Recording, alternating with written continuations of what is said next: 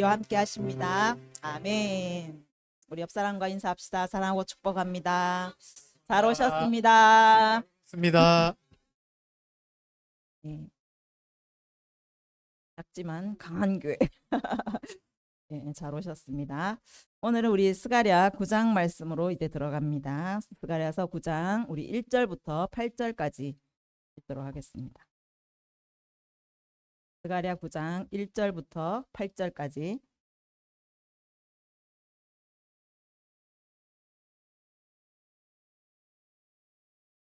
우리 한 절씩 교대로 교독하도록 하겠습니다. 여호와의 말씀이 하드락 땅에 내리며 다메섹에 머물리니 사람들과 이스라엘 모든 지파의 눈이 여호와를 우러러 봄이니라.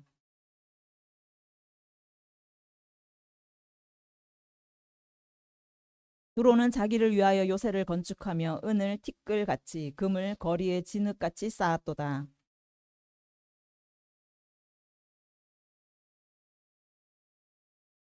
아스글론이 보고 무서워하며 가사도 심히 아파할 것이며 에글론은 그 소망이 수치가 되므로 역시 그러하리라.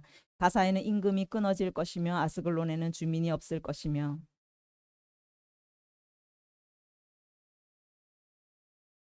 그의 입에서 그의 피를 그의 입 사이에서 그 가증한 것을 제거하리니 그들도 남아서 우리 하나님께로 돌아와서 유다의 한 지도자같이 되겠고 에그로는 여부스 사람같이 되리라. 내가 그 집을 둘러 진을 쳐서 적군을 막아 거기 왕래하지 못하게 할 것이라. 포악한 자가 다시는 그 지경으로 지나가지 못하리라. 이는 내가 눈으로 친히 봄이니라. 아멘. 예, 이 스가랴 말씀 BC 한 520년쯤에 이제 하나님께서 스가랴에게 임하셨어요. 그래서 1장부터 6장까지는 하룻밤에 스가랴에게 보여주신 환상 8가지를 기록하고 있습니다. 그래서 스룹바벨 성전 재건을 위한 격려의 말씀과 또 하나님의 말씀을 떠난 자에 대한 그 심판의 말씀을 함께 주시죠. 그리고 이제 7장, 8장에는 그들이 이제 성전이 무너졌잖아요. 성이 회파된 것을 기념하는 그것을 아파하는 금식 절기들을 이제는 그들이 고토로 돌아왔고 또 성전이 지금 어느 정도 재건이 되고 있으니까 그 금식 절기를 계속 해야 됩니까? 라는 질문에 대한 하나님의 답변 4가지로 이렇게 구성이 되어 있습니다. 그 결론은 금식을 할 필요가 없다라는 거예요. 왜냐하면 이 스룹바벨의 성전이 지어짐으로 인해서 예수 그리스도 하나님께서 진짜 짓기를 원하셨던 그 성전된 예수님이 이 땅에 오시기 때문이에요. 그래서 예수님이 오시면 이제 눈에 보이는 성전이 아니라 예수님이 성전 되시는 그날 예수님께서 성전 되셔서 우리에게 희년을 선포하시면서 그래서 갇힌 자가 자유케 되고 포로된 자가 노임을 받게 되는 그 자유가 선포되어서 모든 슬픈 자 모든 근심하는 자들의 그 절기들이 이제는 예수 그리스도 안에서 기쁨의 절기로 바뀌어버리고 희락의 절기로 바뀌어버리는 그런 놀라운 일들이 일어날 것에 대해서 말씀하고 있습니다. 그래서 이 희년은 예수 그리스도부터 선포된 이 희년은 이제 유대 땅을 넘어서 그 한계를 넘어서 이제 온 열방에 온 이방의 민족들에게까지 뻗어나갈 것을 말씀하고 있어요. 그래서 이방 사람 10사람이 유다 사람 한 사람의 옷자락을 잡을 것이다. 유다 사람 한 사람 예수 그리스도의 옷자락을 이방 사람 10명 10은 완전한 수예요. 그래서 이방의 모든 나라 모든 민족들이 예수 이름 그 한 사람 그 옷자락을 잡고 나아올 것을 예수님의 거룩한 성전으로 함께 지어져 갈 것을 말씀하고 있습니다. 그래서 유대에서 시작된 그 복음이 지금 오늘 이 한국 땅에까지 우리에게까지 전해져 왔고 또 우리를 통해서 이제 그 복음은 더 전파되고 더 확장되어 가야 되는 거예요. 그래서 우리 안에 있는 그 예수 그리스도로 말미암아서 사람들이 우리를 보고 뭐라고 하냐면 하나님이 너희와 함께 하심을 내가 보았으니 우리도 너희와 함께 네가 믿는 예수를 나도 믿고 싶고 네가 예수 믿는 그 삶 내가 보니 나도 그렇게 살고 싶다라는 이런 고백들이 터져 나오는 그런 성전된 삶을 우리에게 예언해 주시는 거예요. 그래서 우리는 정말 하나님의 몸, 예수 그리스도의 몸으로 성전으로 함께 지어져 가는 자들이. 그래서 우리는 너무너무 소중합니다. 우리의 삶을 통해서 예수 그리스도가 나타나는 것. 또 예수 그리스도가 나타날 뿐만 아니라 예수님께서 이 땅에 오셔서 선포하신 희년, 포로된 자, 갇힌 자, 눈먼 자들이 완전히 자유케 되는 그 저주의 결박을 끌어주는 그 하나님의 나라가 우리 삶 가운데 임하게 하는 그 역할들을 우리에게 하나님께서 맡겨 주셨다라는 것이죠. 그래서 정말 세움교회와 우리 성도들의 삶을 통하여서 이 놀라운 성전된 삶들이 풀어지기를 간절히 원합니다. 아멘. 9장부터 이제 보시면 예수님께서 이 땅에 오실 것을 예언하는 말씀이에요. 그래서 9장부터 11장까지는 예수님이 초림하시는 그 예언이고, 이제 12장부터 14장까지는 예수님께서 이 땅에 다시 오시는 재림의 예언. 그래서 하나님의 나라가 완성되는 그 비전이 선포되는 말씀. 너무너무 중요한 예언들로 이루어져 있습니다. 스가랴 9장 1절에 가면 여호와의 말씀이 하드락 땅에 내리며 다메섹에 머물리니 사람들과 이스라엘 모든 지파의 눈이 여호와를 우러러 봄이라. 하나님의 말씀이 유다 민족에게 내려졌죠. 그런데 이제 하나님의 말씀이 유다 땅에만 부어지는 것이 아니라 그것을 넘어서 이방의 민족, 열방의 온 땅 가운데도 하나님의 말씀이 내리실 것을 말씀하고 있어요. 그러니까 하나님의 주권, 하나님의 왕되심은 유대 땅에 국한되지 않고 모든 이방 민족에게까지도 하나님은 말씀을 선포하시는 분이시고 하나님의 주권으로 그들을 통치하시는 분이심을 보여주고 있어요. 그래서 그 사람들과 이스라엘의 모든 지파의 눈이 여호와를 우러러 봅니다. 이스라엘 민족뿐만 아니라 이방의 모든 사람들도 하나님을 우러러 보게 되는, 하나님을 왕되심으로 바라보는 그 일들이 일어나게 된다는 것이죠. 하나님의 말씀이 하드락 땅에 내린다. 이 하드락은 성경에서 유일하게 언급된 지명이에요. 그래서 이 하드락이 어디인지 정확하게 파악하기는 힘듭니다. 또 시리아의 한 도시로 이렇게 보고 있는데, 그 이름의 뜻을 이렇게 보면은 하드락 땅에 하나님의 말씀이 내렸다라는 그 표현을 봐서 상징적으로 사용되었다라고 볼 수 있어요. 그래서 이 하드락 땅에 하나님의 말씀이 내리면서 그 이후에 이 말씀을 보시면 이제 시리아의 수도인 다메섹에도 임하고 하맛, 시돈, 그리고 두로, 그리고 그 아래 블레셋의 도시 국가들 아스글론, 가사, 에그론, 아스돗, 그 나라들을 거론하고 계세요. 그러니까 이 하드락은 대표적인 하나님의 말씀 임하는 대표로 하나님께서 말씀하신 것이죠. 그래서 이 하드락은, 하드는 강하다라는 뜻이고 라크, 이거는 약하다는 뜻이에요.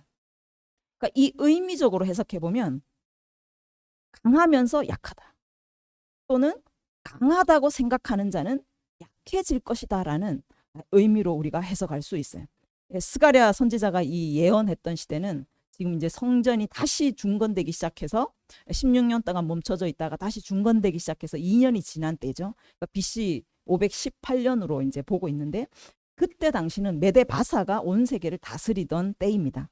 그래서 다니엘이 이제 이 환상들을 보게 되죠. 8장에 가보면은 강가에 이제 두 뿔을 가진 수량이 이렇게 나와요. 그런데 한 뿔은 크고 다른 한 뿔은 작아요. 큰 뿔은 바사를 의미하고 작은 뿔은 메대를 의미합니다. 그래서 하드락, 강하고도 약한 이 메대 바사, 강한 뿔 메대 바사와 또 약한 뿔, 작은 뿔은 이제 메대라고 볼 수 있는 거죠. 그래서 이 하드락에 하나님의 말씀이 임하여서 심판을 선포하시는 것이 메대 바사, 강하고도 약한 이 메대 바사가 멸망하는 그 말씀을 하나님께서 지금 예언하고 있는 것으로 보고도 있습니다. 그래서 이 메대 바사는 굉장히 강했지만 그보다 또 강한 자가 와서 그들을 멸망시키고 결국에는 약한 존재가 되는 그런 거예요. 그래서 이 다니엘의 환상을 또 보면은 이 큰 제국들이 계속 일어나잖아요. 바벨론이 일어났지만, 엄청나게 강하게 일어났지만 그 강한 자도 메대 바사에게 짓밟혀서 약한 자가 되었고, 또 메데바사는 엄청나게 강하게 일어났지만 또 헬라에게 짓밟혀서 약한 자가 되고, 또 헬라는 엄청나게 강했지만 또 로마에 짓밟혀서 약한 자가 되는 것. 강한 자가 약하게 되는, 강하다고 믿었던 이 제국들이 하나님께서 그 교만을 꺾어버리는 거예요. 하나님께서 그들을 치시는 순간 그들은 약한 자가 되고 마는 그 말씀을 하고 계시는 거예요. 자, 오늘 말씀에 나오는 이 나라들 보면 2절부터 하맛에도 임하고 또 두로와 시돈에도 임하리니 그들이 매우 지혜로움이라.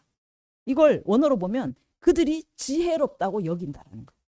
스스로. 그리고 두로는 자기를 위하여 요새를 건축하며 은을 티끌같이 금을 거리에 진흙같이 쌓았다. 그들이 스스로 이 모든 부요함과 이 모든 그 요새들, 은과 금을 진흙처럼 쌓을 수 있는 그 힘과 지혜가 자기들에게서부터 나왔다. 자기들이 지혜가 있었고 또 그 요새를 지어서 아무도 범접할 수 없는 강력한 나라를 세웠다라고 자기들의 능력이다라고 교만한 마음을 내었던 것이죠. 그래서 하나님께서 네가 강하다고 생각하느냐? 네가 이것을 이뤘다고 생각하느냐? 라면서 그들의 교만들을 완전히 꺾어버리셔서 그들의 권세를 바다에 쳐 넣으시리니 그가 불에 삼켜질 것이다. 그러니까 스스로 강하다고 여기는 자, 스스로 지혜롭다 여기는 자는 하나님께서 한순간에 그들을 치셔서 바다에 쳐 넣어버리시고 불에 태워서 순식간에 약한 자로 소멸되고 마는 그런 일들을 하시겠다라는 거예요. 느부갓네살도 어마어마한 그 바벨론을 세웠지만 그가 그 정복한 나라들을 바라보면서 그가 자신의 지혜, 자신의 능력을 자랑했어요. 그 마음을 품는 순간 하나님이 그를 완전히 땅바닥에 내려치시는 것을 우리가 볼 수가 있습니다. 그래서 하나님께서는요, 높은 자를 낮추시고 또 낮은 자를 높이시는 우리 하나님이심을 믿으시기를 바랍니다. 5절에 보시면 아스글론도 보고 무서워하며 가사도 심히 아파할 것이며 에그로는 그 소망이 수치가 되므로 역시 그러하리라. 가사에는 임금이 끊어질 것이며 나라가 멸망할 거예요. 아스글론에는 주민이 없을 것이며 그들이 항상 그 이스라엘을 괴롭혔어요. 그리고 우상 숭배가 만연하여서 엄청나게 부패한 나라예요. 이 나라들이 블레셋의 도시 국가들이죠. 그래서 하나님께서 이 교만한 나라, 이 블레셋을 강한 나라를 일으켜서 그들에게서 임금을 제하여 버리시고 거민들을 완전히 소멸시키시고 잡족이 되게 하시는 그런 나라로 만들어 버리시겠다. 블레셋은요, 자존심이 굉장히 강한 나라였어요. 자신들의 그 자부심 이런 것들이 엄청나게 강했던 민족이에요. 교만이 하늘을 찔렀던 거죠. 그래서 하나님께서 그 교만을 꺾으시면서 완전히 잡족이 되게, 그냥 이름도 없고 아무 존재 가치도 없는 그냥 잡족이 되게 만드시겠다라고 예언을 하고 계신 거예요. 강한 자를 꺾어서 약한 자를 만드시는 거죠. 그런데 만약 그 강한 자, 그 교만한 자 중에서도 마음을 겸손히 해서 겸비하여서 하나님께 돌아오는 자가 있다면 유다의 한 지도자와 같이 여부스 사람과 같이 되게 하시겠다. 그들이 하나님의 성전 안에서 나무를 패고 불을 떼는 하나님을 섬기는 자들이 되었잖아요. 그러니까 이방의 민족이라 할지라도 교만하여서 하나님이 꺾으시는 자 외에 그들이 스스로 겸비하여 하나님 앞에 나와서 겸손하게 나오는 자는 하나님께서 그들을 높여서 하나님의 백성과 같이 하시겠다라고 말씀하고 계신 겁니다. 우리가 9절부터 보면 이제 반대로 이제 앞에 봤을 때는 강한 자를 약하게 만드시는 하나님을 보실 수 있고 이제 약한데 한 왕이 일어나실 것을 말씀하고 있어요. 9장 9절에 가면 시온에 따라 크게 기뻐할지어다. 예루살렘에 따라 즐거이 부를지어다. 보라, 내 왕이 내게 임하니 그는 공의로우며 구원을 베풀며 겸손하여서 나귀를 타는 나귀의 작은 것 곧 나귀 새끼니라. 장차 한 왕이 임하실 것인데 그는 공의로운 왕이 될 것이고 또 우리에게 구원을 베푸시는 구원의 왕이 되실 것이고, 그리고 그는 겸손의 왕이세요. 너무너무 겸손해서 나귀, 작은 것, 곧 나귀 새끼를 타시는 겸손의 왕으로 오실 것을 말씀하고 있습니다. 이 말씀은 마태복음 21장에 가면 예수님께서 이제 종려주일에 나귀를 타고 예루살렘에 입성을 하세요. 그래서 사람들이 종려나무 가지를 흔들면서 호산나 다윗의 자손이여 하면서 예수님을 왕으로 모시게 되죠. 그러니까 이 스가랴 9장 9절 말씀이 문자 그대로 예수님에게 응하여진, 실제적으로 이루어진 그 예언의 말씀입니다. 근데 고대 국가에 왕이라면 나귀를 타는 왕은 없어요. 왕은요, 말 중에서도 가장 뛰어난 준말을 타죠. 가장 좋은 말을 타는 것이 바로 왕이에요. 그러니까 나귀 새끼를 타고 오는 왕은 없습니다. 그러니까 초림의 예수님은요, 왕이시면서 이 땅에 오실 때 엄청나게 군사를 이끌고 엄청나게 준말을 탄 강한 왕으로 오시는 것이 아니라 너무너무 나귀 새끼를 탄 볼품없고 초라한 그런 멸시천대를 받는 연약한 모습으로 이 땅 가운데 오실 것을 예언하고 있는 거예요. 그런데 그 초라한 예수님은 결코 나약하지 않다는, 그 약한 예수님은 결코 그 능력에 있어서 약한 분이 아니신 거예요.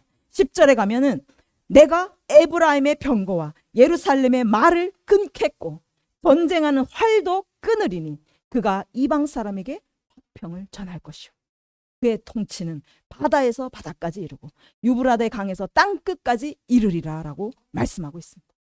그 초라한 예수님께서 병거와 말을 끊어버리는 거예요. 전쟁하는 활을 끊어버리고 이 땅 가운데 화평을 임하게 하는 평화의 왕으로 등극하실 것을 말씀하고 있는 거예요. 그 약한 자가 이 땅의 왕이 되시는데 그의 통치는 바다에서 바다 끝까지 이르고 땅 끝까지 모든 땅을 정복하고 다스리시는 강력한 왕으로 일어나실 것을 말씀하고 있습니다. 예수님이 어떻게 이렇게 강력한 왕이 되시나요? 어떻게? 우리가 계시록에 이제 5장에도 봤지만 그는 어린 양의 모습으로 십자가의 죽으심을 통하여서 그 죽음을 통하여 인을 떼기에 합당하신 왕으로 세워지시는 거예요. 죽으심을 통하여서 연약한 어린 양으로서 하늘과 땅의 모든 권세를 가지시고 온 땅을 정복하시는 왕으로 세워지시는 것입니다. 그래서 11절에 또 너로 말할진대 네 언약의 피로 말미암아 내가 네 갇힌 자들을 물 없는 구덩이에서 놓았나니 갇혀 있으나 소망을 품은 자들아 너희는 요새로 돌아올지어다 내가 오늘도 이르노라 내가 네게 갑절이나 갚을 것이다. 이스라엘은 언약의 피로 맺어졌어요. 하나님과 신의 산에서 언약으로 맺어진 하나님의 백성입니다. 그런데 이제 예수 그리스도가 이 땅에 오셔서 예수 그리스도의 그 피로 새 언약을 맺으시고 그 예수 그리스도의 피를 통하여서 서 있는 자들 물 없는 구덩이에서 구해내겠다, 건져 주시겠다라고 말씀하고 있는 거예요.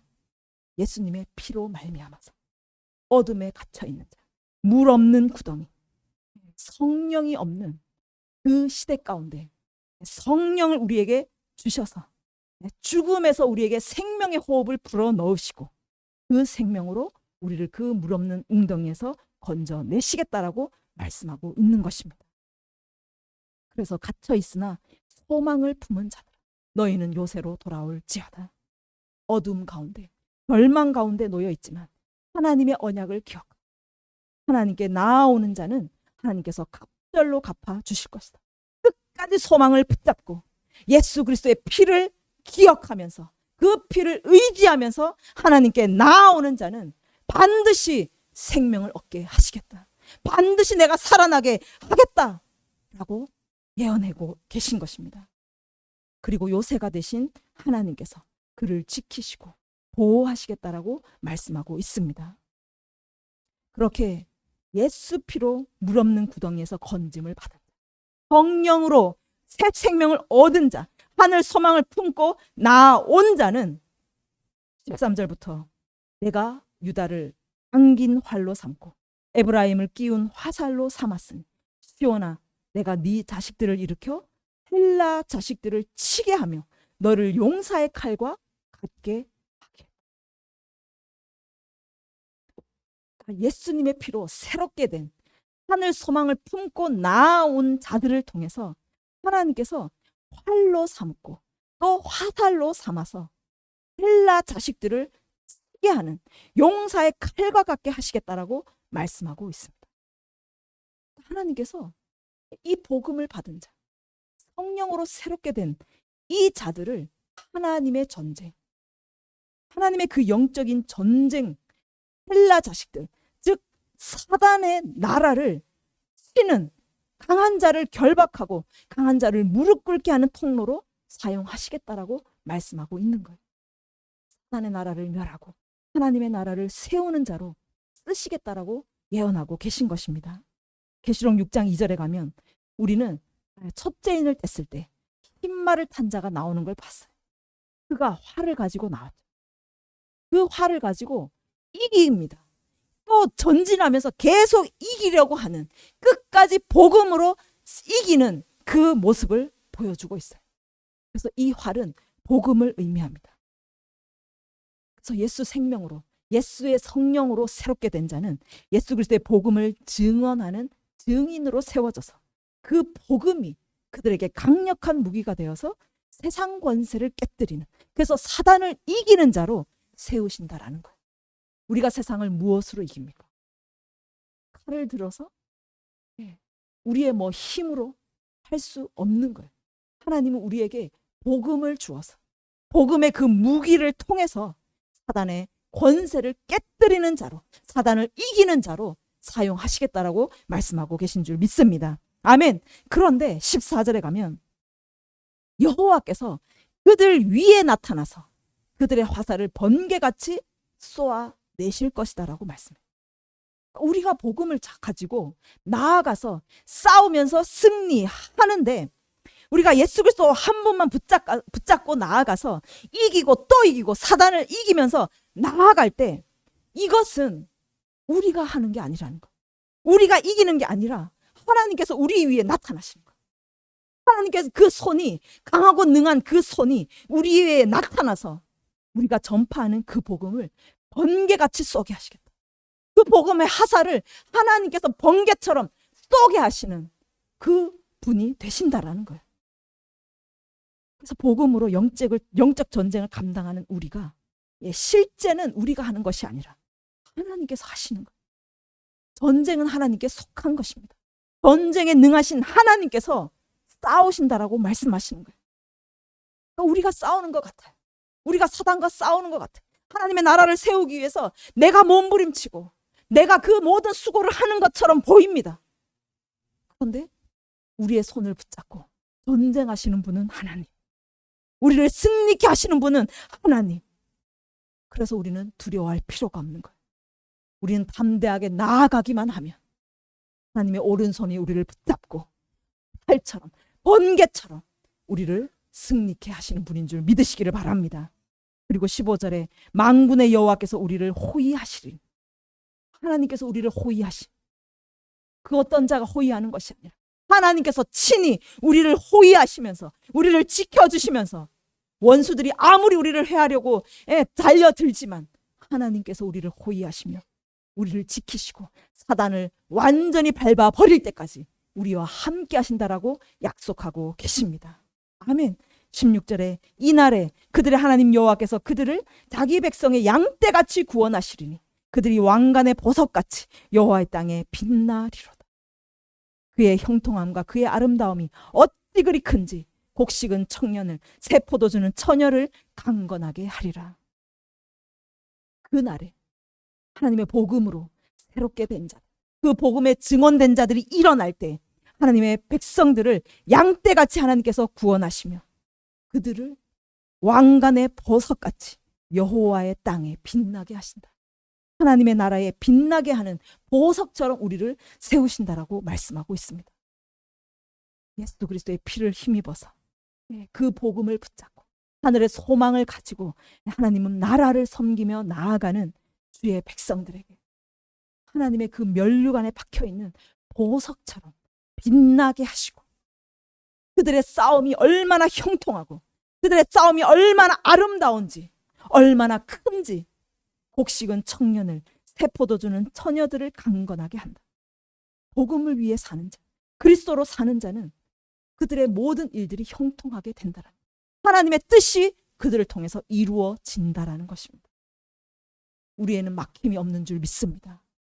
우리가 복음을 붙잡고 오직 그리스도로 살아간다면 우리의 삶은 하나님의 뜻을 이루는, 하나님의 역사를 이루는 형통한 삶이 될 줄 믿습니다. 아멘. 그 헌신이 얼마나 아름답고 얼마나 큰지, 놀라운 하나님의 나라의 열매를 맺는다라고 말씀하신 것. 그들의 헌신을 통하여서 일어나는 곡식, 그들의 헌신을 일어나는 그 포도의 열매들이 얼마나 풍성하게 맺히게 될지, 그들의 열매를 통해서 얼마나 많은 민족들이, 얼마나 많은 영혼들이 배부르게 될지를 하나님께서 말씀하고 계십니다. 시편 110편 3절에 가면 주의 권능의 날에 주의 백성이 거룩한 옷을 입고 즐거이 헌신하니 새벽 이슬 같은 주의 청년들이 주께 나오는도다. 주의 권능의 날에 성령이 우리에게 임하신 줄 믿습니다. 성령이 임하시면 너희가 권능을 받고, 그 권능의 날에 성령으로 새롭게 된 자, 하나님께서 우리에게 성령의 권능을 부으셔서 거룩한 옷을 입히시고 하나님의 나라를 위하여 헌신하는 그 주님의 백성들로 일으키신 줄 믿습니다. 아멘. 우리의 그 새벽 이슬 같은 헌신을 통해서 하나님의 그 열매들이, 곡식과 포도들이, 하나님의 나라의 풍성한 열매들이 수없이 일어날 것을 하나님께서 말씀하고 있습니다. 하나님의 열매를 맺어드리는 거룩한 헌신들이 우리 삶 가운데 일어나기를 간절히 원합니다.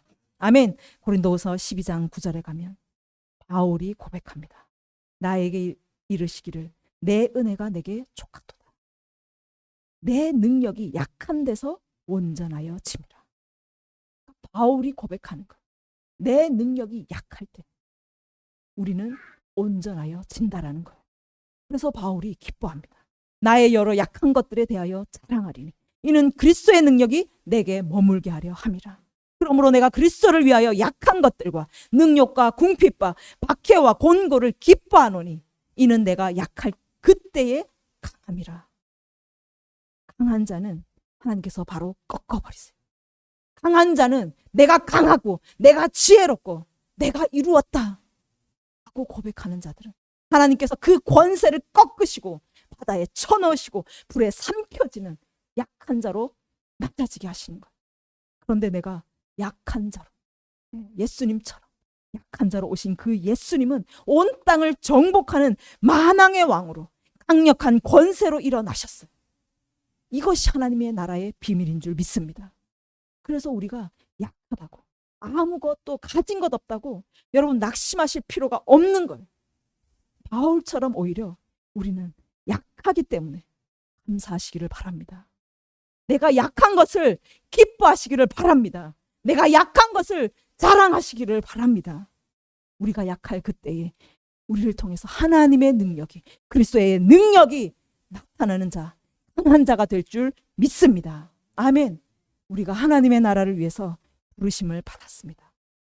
소망 되신 예수 그리스도를 우리가 붙잡고 하나님의 나라를 위해서 여러분 즐거이 헌신하면서 여러분의 삶을 드릴 때에 정말 세상에 더 너무나 볼품없고 너무나 초라하고 우리는 궁핍하고 너무나 연약하지만 그냥 길바닥에 굴러다니는 쓸모없는 돌멩이 같았던 그런 삶이지만 우리가 복음으로 새롭게 되고 성령이 임하셔서 성령의 권능으로 우리가 일어난다면 우리는 왕관의 보석처럼 빛나게 될 줄 믿습니다. 아멘. 많은 사람을 옳은 대로 돌아오게 하는 하늘의 별과 같이 빛나는 인생이 될 줄 믿습니다. 하나님의 나라의 가장 위대한 역사를 감당하는 가장 존귀한 저와 여러분이 될 줄 믿습니다. 아멘. 이것을 꿈꾸며 함께 나아가는 저와 여러분이 되기를 간절히 원합니다. 아멘. 우리 이 시간에 함께 기도합시다.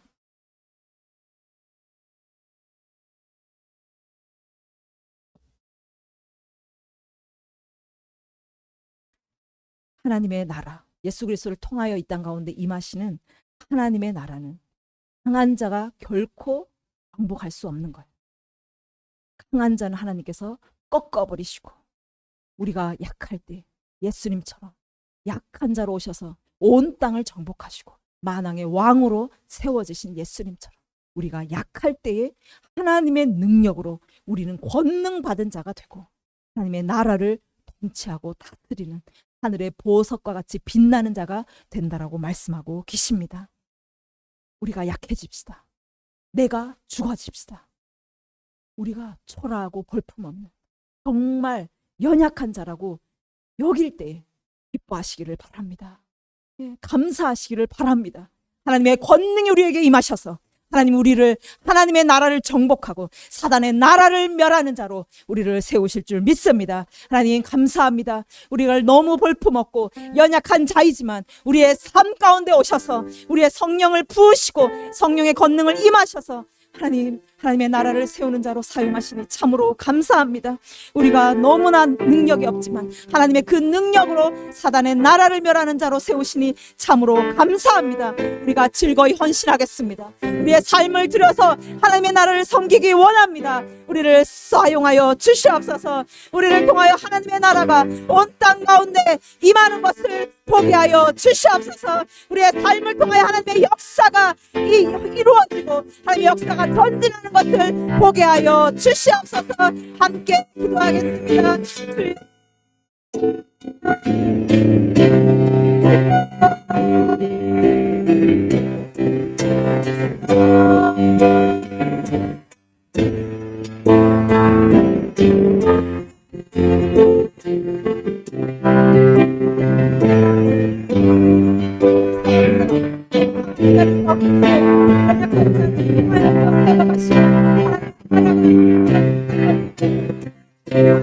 하나님